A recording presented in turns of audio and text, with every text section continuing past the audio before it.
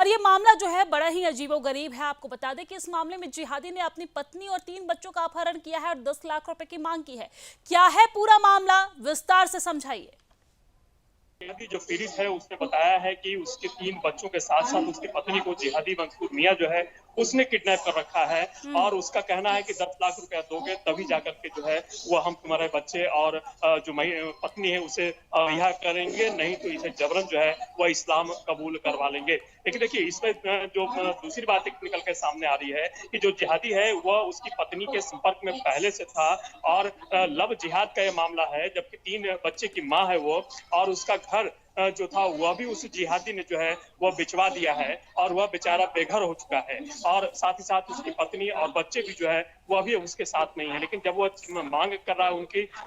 उसने थाने में भी रिपोर्ट दर्ज कराई, लेकिन थाने में जो है वो उसकी कोई सुनवाई नहीं हुई। तब आखिर हार कर उसने जो है वह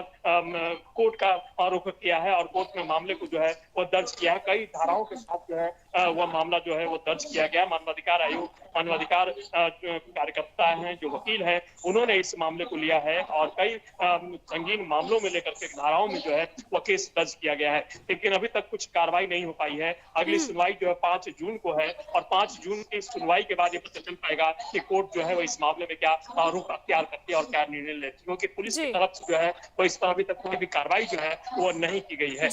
तब आखिरकार हार कर जो है वो जो फरियादी है उसने कोर्ट की शरण ली है और कोर्ट में इस मामले को जो है वो दर्ज किया गया है और अब अगली सुनवाई जो है वो 5 जून को होगी। उसके बाद ही पता चल पाएगा कि आखिरकार कोर्ट का जो है वो इस मामले में क्या होता है। जी अंजनी, जैसा कि आप बताना चाह रहे हैं कि एक हिंदू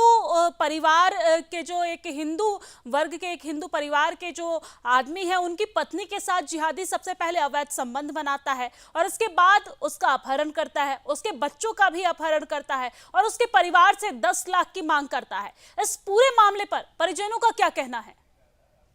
देखिए जो पीड़ित है वह पीड़ित जो है वह उसकी मांग है कि जो उसकी पत्नी है उस पत्नी को जो है वह उससे जो जिहादी है उससे छुड़वाया जाए और बच्चे भी जो है तो उसको सुपुर्द किया जाए। लेकिन इस बीच जो कई बार उसने कोशिश भी की, पंचायत भी इस मामले पर हुई, लेकिन उसके बावजूद जो है वो जो